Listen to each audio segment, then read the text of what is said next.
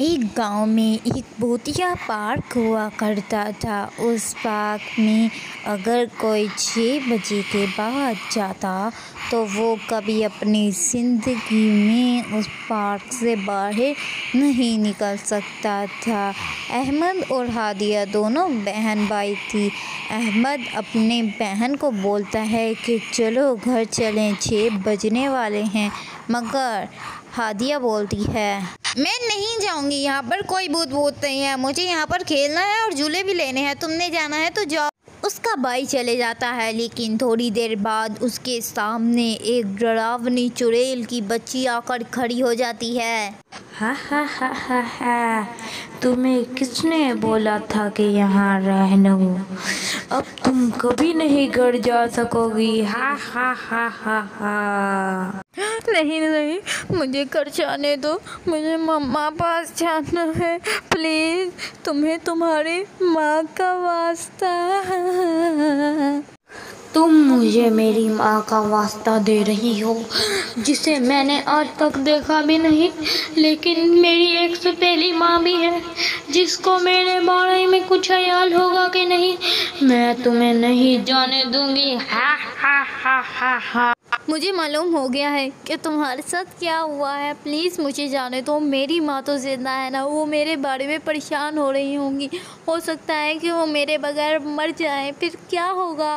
अच्छा, मैं तुम्हें जाने तो दूँ, लेकिन अगर तुम्हें किसी ने देख लिया तो फिर मैं तुम्हें नहीं बचा सकती। हाँ, अभी तो सिर्फ 2 मिनट ही गुजरे हैं, किसी ने मुझे नहीं देखा। अगर किसी ने मुझे देखा होता तो वो मेरे पास आ जाता और तुम्हारी तरह मेरे से भी सवाल करता है। तुम मुझे जाने दो, उम्मीद करती हूँ कि कोई मेरे बारे में तुमसे पूछेगा भी नहीं, प्लीज़ मुझे जाने दो। ठीक है, मैं तुम्हें एक जादुई रास्ता बना के देती हूँ, उधर से तुम जल्दी से चले जाना, क्योंकि तुमने मुझे मेरी माँ का वास्ता दिया है, इसलिए मैं तुम्हें जाने दे रही हूँ। आज ईद का दिन था और सब लोग बहुत ज़्यादा खुश थे। तभी पिंकी और चिंटू उनके अब्बा जान और ताया जान के पास आते हैं। अरे बच्चों, ईद मुबारक, ईद मुबारक। जवाब में चिंटू और पिंकी कहते हैं है मुबारक ताया जान और अब्बा जान, आपको भी हमारी तरफ से ईद मुबारक। तभी उसके अब्बा जान संजीदगी से बोलते हैं अरे बेटा, आज ईद का दिन है, तुम लोग जहाँ चाहो वहाँ घूम सकते हो, लेकिन एक जगह नहीं, और वो जगह है हमारे घर से थोड़ी दूर पर जो प्लाट है, उधर कभी भी ईद वाले दिन घूमने मत जाना। फिर उसके बाद उसके अब्बा जान उन लोगों को बाहर खेलने के लिए भेज देते हैं। आखिर ऐसी क्या बात है उस प्लॉट में चिंटू? मुझे लगता है मुझे वहाँ जाकर देखना चाहिए। अरे नहीं, मैं बिल्कुल नहीं देखूँगा। अगर वहाँ पर कोई चुड़ैलें वड़ैलें हुई तो क्या होगा? मैं नहीं जाऊँगा, आप अकेले जाओ। अरे तुम तो डरपोक हो, तुम्हें तो जिन के वक़्त भी डर लगता है। तुमने नहीं जाना तो ना जाओ, मैं तो जा रही हूँ। फिर उसके बाद पिंकी वहाँ पर पहुँचती है तो उसे वहाँ पर केक और बहुत ज़्यादा चीज़ें मिलती हैं। वो ये देखकर सोचती है यूँ ही अब्बा जान ने मुझे यहाँ आने से इनकार कर दिया, यहाँ पर तो कुछ भी नहीं है। तभी उसके सामने एक चुड़ैल छोटी सी बच्ची आकर कहती है अरे तुम कौन हो? हाँ, मेरा नाम पिंकी है और मैं यहाँ से पर गलती से आ गई हूँ, प्लीज़ मुझे जाने दो, तुम्हारी बहुत मेहरबानी होगी। हाँ, दिखने में तो तुम अच्छी लगती हो, ठीक है, मैं तुम्हें जाने देती हूँ, लेकिन यहाँ से जल्दी निकल जाना, क्योंकि हम लोग ईद मना रहे हैं, इसीलिए ईद वाले दिन यहाँ पर जो भी आता है हम उसका खून पी जाते हैं। जेल नंबर 36 एक ऐसी जेल थी जिसके बारे में कहा जाता था कि वो हॉन्टेड है। उसके अंदर जाना एक कैदी का बुरा ख्वाब हुआ करता था। कोई भी कैदी उसके अंदर जाना नहीं चाहता था, क्योंकि जैसे ही वो एक रात उधर गुजारता, अगली सुबह उसकी लाश मिलती। लेकिन इसके बारे में ख़ास बात ये थी कि जो बेगुनाह होता था उसको उसकी लाश नहीं मिलती थी। मेरा यकीन कीजिए जेलर साहब, मेरा यकीन कीजिए, मैं बेगुनाह हूँ, मैंने कोई कत्ल नहीं किया। आप प्लीज़ मुझे छोड़ दो। ये तो आज रात को पता लग ही जाएगा कि तुम कितने ज़्यादा बेगुनाह हो, क्योंकि अगली सुबह तक तुम्हारी लाश मिलेगी अगर तुमने ये गुनाह किया। अब वो जेलर उसको जेल नंबर 36 में छोड़ देता है। विक्रम एक साइड पर बैठा रो रहा था। मेरी क्या ही गलती है, मैंने उसका कत्ल नहीं किया, लेकिन फिर भी मुझे सज़ा मिल रही है। ही उसे आवाज़ आती है, मुझे पता है कि तुम बेकसूर हो, मत रो। जिसने तुम्हें फंसाया है और कत्ल किया है उसे उसकी सज़ा ज़रूर मिलेगी। देखो, मुझे कोई फ़र्क नहीं पड़ता कि तुम कौन हो, इंसान हो या जिन हो। अगर तुमने ये बात की है तो मुझे बताओ कि सच में ऐसा होगा, उस गुनाहगार को उसको गुनाह की सज़ा मिलेगी।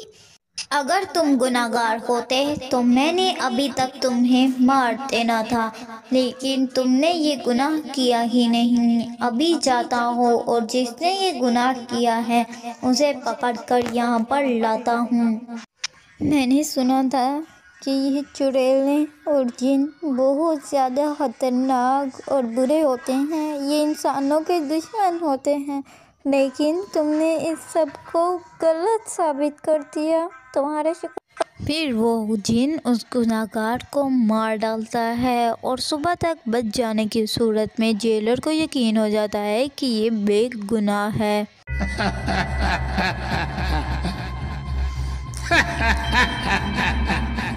एक गांव में लोगों के बच्चे अचानक से गायब हो रहे थे। रामू का छोटा बेटा भी गायब हो गया था। रामू पूरी शाम वहां पर खड़ा रहा जहां से उसका बेटा रोज़ वापस आता है, मगर आज वो वापस नहीं आया। अरे, मेरा बेटा अभी तक वापस नहीं आया, ये क्या हो गया? मुझे लगता है कि मुझे सरपंच जी से इसकी शिकायत करनी चाहिए।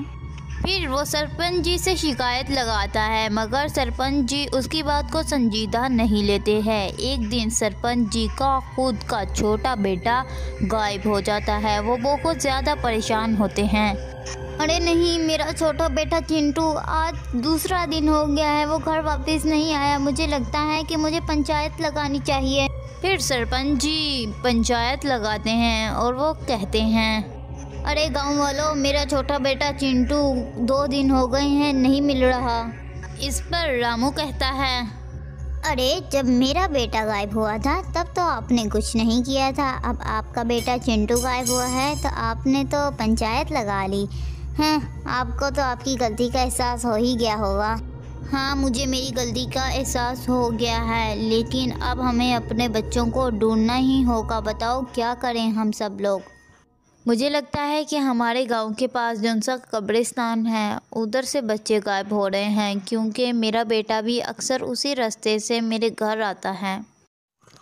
ओह अच्छा, ऐसी बात है तो आज रात को हम उस कब्रिस्तान में रुकेंगे और किसी को डरना बिल्कुल भी नहीं। मैं अपने बेटे को पाने के लिए कुछ भी कर सकता हूँ, अपनी जान की कुर्बानी भी दे सकता हूँ। क्या सब लोगों को मंजूर है? मंजूर है। फिर वो रात होते ही कब्रिस्तान पहुंच जाते हैं।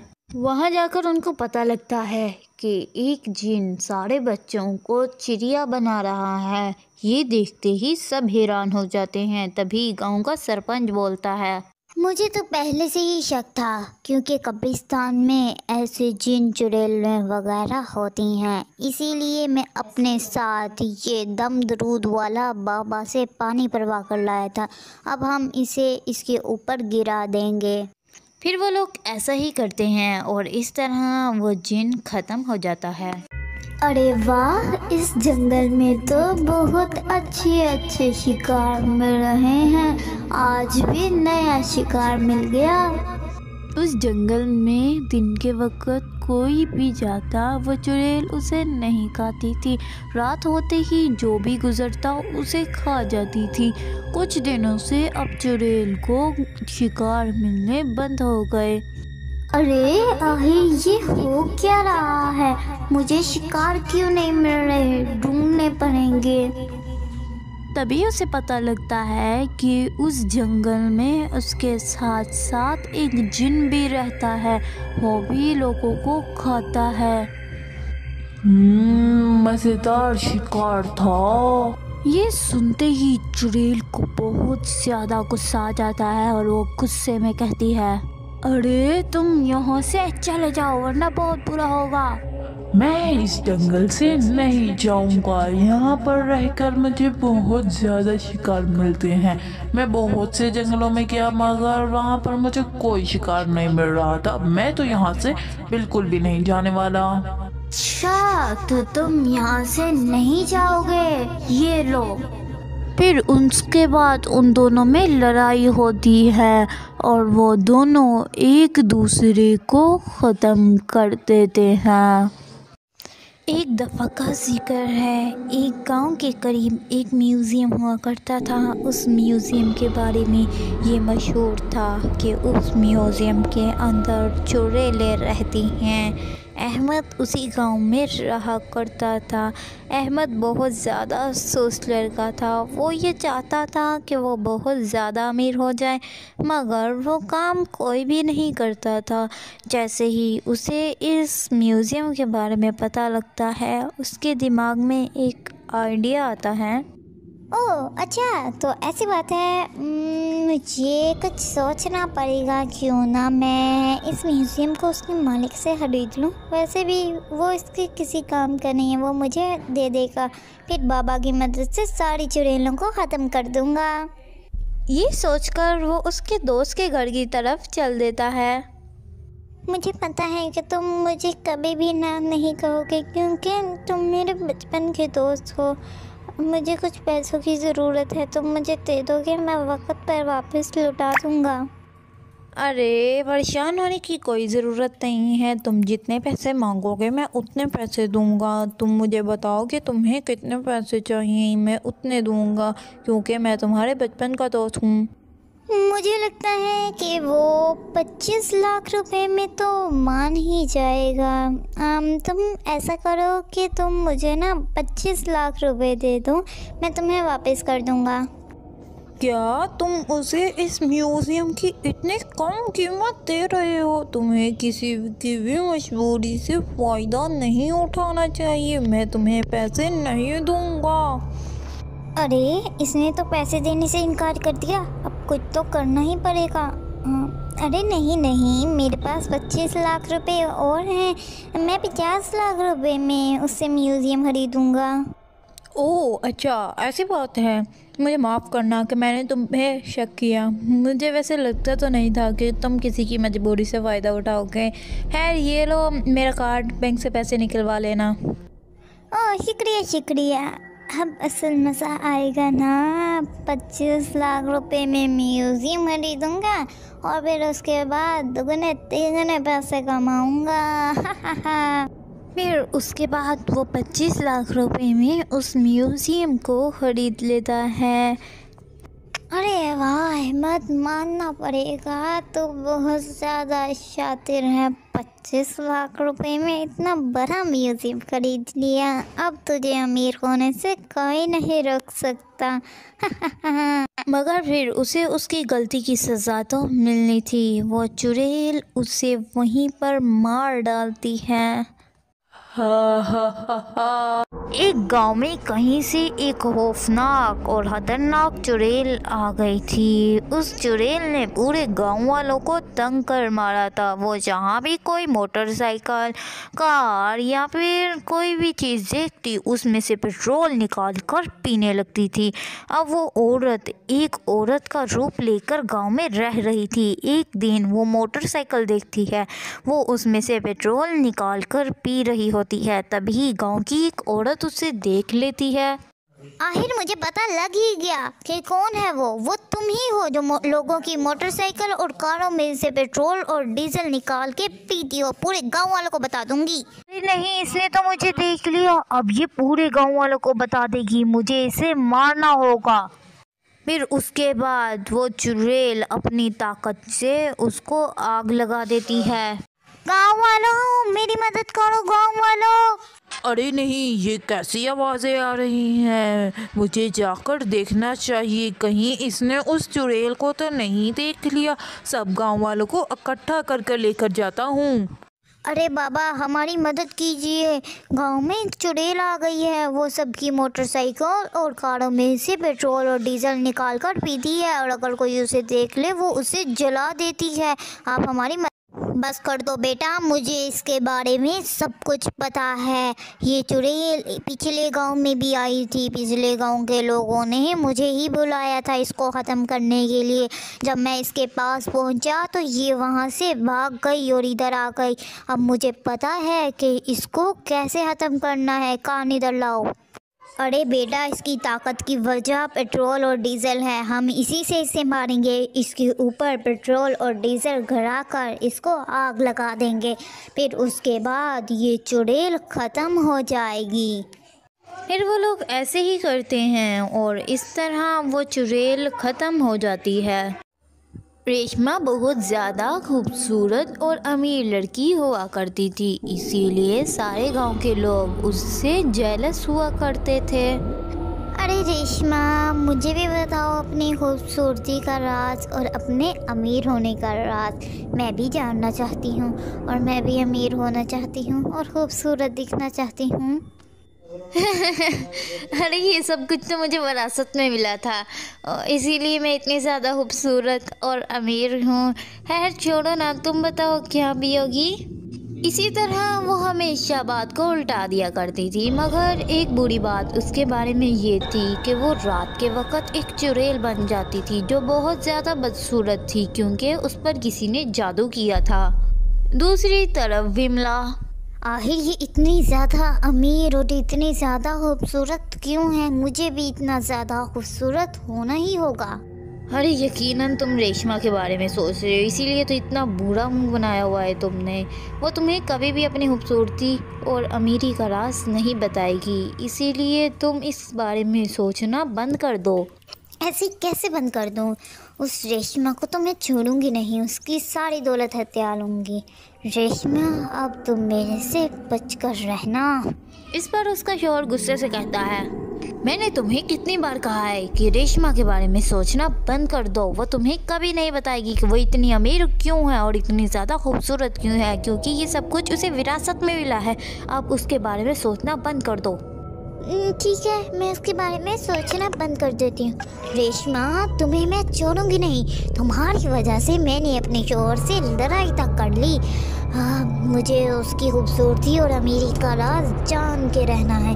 आज रात मैं उसके ऊपर नजर रखूंगी और मुझे पता चल जाएगा कि वो इतनी अमीर क्यों है। जैसे ही रात के वक्त वो उसके घर जाती है तो वो चुड़ैल उसे देख लेती है, फिर उसके बाद वो उसे मार डालती है। रेशमा रात के वक्त जब भी चुड़ैल बनती थी उसे उस पर काबू नहीं रहता था। ये बात पूरे गांव में फैल जाती है, लेकिन कोई कुछ नहीं कर पाता और फिर सारे गांव वाले वो गांव छोड़कर भाग जाते हैं। एक दफ़ा का जिक्र है, एक गांव हुआ करता था। उस गांव में विमला रहा करती थी। विमला दूसरे गांव से इस गांव में कुछ दिन पहले ही शिफ्ट हुई थी, इसलिए वो इस गांव के बारे में कुछ नहीं जानती थी। वो अपने बेटे बबलू का ट्यूशन डालना चाहती थी, मगर उसे ट्यूशन डालने के लिए कोई घर ही नहीं मिल रहा था। तभी उसे एक दिन साथ वाले घर से बच्चों के पढ़ने की आवाज़ें आती हैं। अरे, साथ वालों के घर से बच्चों के पढ़ने की आवाज़ आ रही है। लगता है ये औरत ट्यूशन पढ़ाती है। मैं अभी उसके घर जाकर पूछती हूँ। फिर विमला उसके घर पहुंचती है। अस्सलाम वालेकुम, आपके घर से बच्चों के पढ़ने की आवाज़ें आ रही थी, क्या आप ट्यूशन पढ़ाती हैं? जी, आपने बिल्कुल ठीक कहा, मैं ट्यूशन ही पढ़ाती हूँ और आपको पता है मैं फ़ीस भी बहुत ज़्यादा कम लेती हूँ। आप अपने बच्चे को दाखिल कराने के लिए 500 रुपये फ़ीस दे देना। अरे, इतनी कम फीस तो कोई ट्यूशन वाला नहीं लेता। खुद कम से कम कोई 800 लेता है। खैर, मुझे जी कल से मैं भेज दूँगी। अच्छा ठीक है, आप बबलू को भेज दीजिए, आपको उसका बहुत अच्छा रिज़ल्ट मिलेगा। आप यही सोच रही है ना कि मैं इतनी कम फीस क्यों ले रही हूँ। तो इसके पीछे वजह ये है कि मुझे पढ़ाने का बहुत ज़्यादा शौक़ है और मेरे शौहर का इंतकाल हो चुका है, इसीलिए मुझे 500 रुपये फ़ीस चार्ज करनी पड़ती है, वरना तो मैं कुछ भी ना लेती। ओह, आपके शोहर का सुन के बहुत ज़्यादा दुख हुआ। चले अब मैं चलती हूँ, कल 5 बजे बबलू को भेज दूँगी। जैसे ही वो औरत दरवाजे से बाहर निकलती है, ट्यूशन वाली ऊंची आवाज़ में हंसती है और कहती है, अभी तो असल मज़ा आएगा, कल एक नया शिकार मिलेगा। कल तो पार्टी होगी। ये सब कुछ विमला सुन लेती है। अरे नहीं, ये कैसी बातें कर रही है, मुझे जाकर गांव वालों को बताना चाहिए, वरना ये गांव के सारे लोगों को मार डालेगी। मुझे जाना चाहिए यहाँ से। मैं तो पूरी तरीके से डर गई थी और फिर उसके बाद मैं तुम्हारे पास आ गई। मेरी बात मानो, ये सब कुछ सच है, मैंने अपने कानों से सुना है। हमें इसका कोई हल निकालना चाहिए।